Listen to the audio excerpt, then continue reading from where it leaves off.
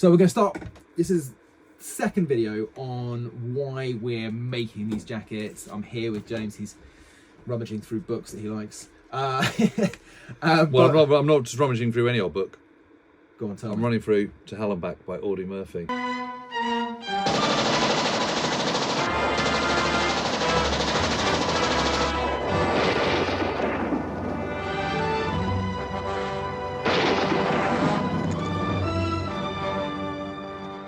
Tell me, Audie Murphy, So he's Audie our Murphy, champion, isn't he? Yeah. So Audie Murphy is a young NCO, non-commissioned officer in the B Company, the 1st Battalion of the 15th Infantry Regiment, which is part of the US 3rd Infantry Division.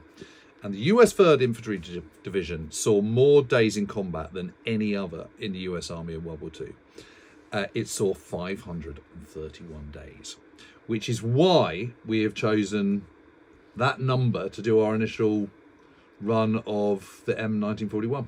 Well, to be honest and fair, right, we're actually just relying on James here. You know, he's the historian. He definitely. We said, James, we need a good number.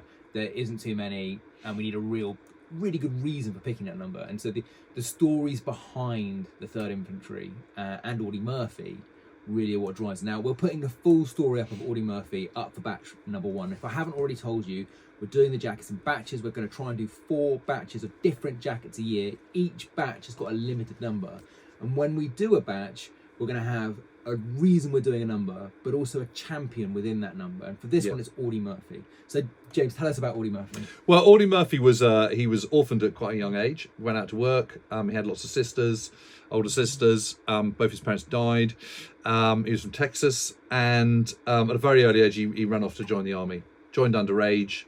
Ended up in What kind of age? 14? 15? Maybe 16, I think he was. Okay. But by the time he was 18, he was on Sicily, in the invasion of Sicily, and he was already a squad leader, which is 10 men. And he went on to become, he fought all the way through Sicily, all the way through most of Italy, fought at Anzio, up into southern France, all up into Germany, all the way through to the end of the war, and he became the most decorated single serviceman of the entire Second World War in the US Armed Forces. Wow. So he's absolutely incredible, and he wrote a memoir called To Hell and Back, which is absolutely brilliant. Told in the present tense, it's incredibly immediate. It was written literally just after all the events. He obviously took notes at the time while he was in between times. You know, he's uneducated, but it's absolutely stunningly written. Uneducated traditionally.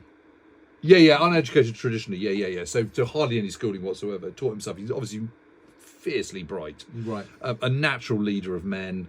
Gets promoted. Even though by the end of the war he's still incredibly young and baby-faced and good looking and baby-faced, but an amazing soldier. Gets the full run of medals. I mean, there he is with all his medals on. I mean, it's absolutely ridiculous.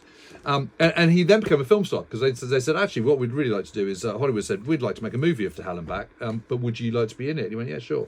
And then he went and started in westerns and all sorts of stuff. And he died at a comparatively young age. He was only about 44 or something like that. Died in a plane crash in the early 1970s. Really tragic. But anyway, he's a really, really inspiring guy, and was without question for many years in the decades that followed the Second World War the most famous American serviceman to come out of the Second World War. He's not forgotten now, but he's not as to the forefront as he used to be. Right.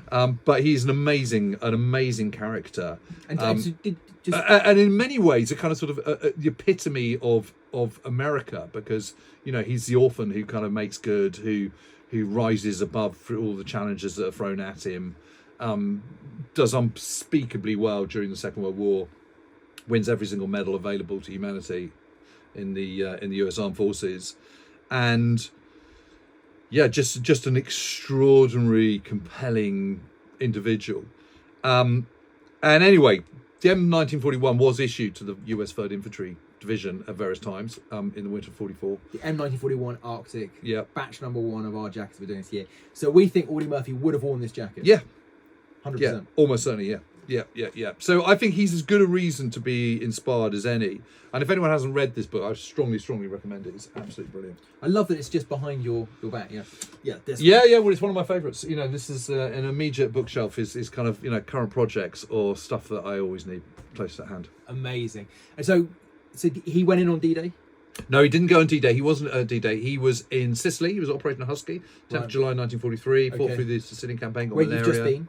I have been there, and then he was in southern Italy. Okay. Landed at Salerno a little bit after the initial invasion, fought all the way up through across the Volturno, up to the Winter Line, south of Cassino, and then was moved out to take part in Operation Shingle, which was the invasion of Anzio, 22nd January 1944 rather, and then was subsequently after that, after the liberation of Rome in June, was then moved out and then took part in Operation Dragoon, which was the invasion of southern France on 15th of August 1944. Amazing. And then fought all the way through to the end of the war, ended up in southern Germany. Shameless plug. Jim's new book. James's new book. I call him Jim now. James' new book. Shameless plug. New book. Yeah, Casino 44. We're basically talking about. So he went up to the Winter Line. So I've written about him in 3 books. I've written about him in Sicily 43, in Savage Storm, and Casino 44.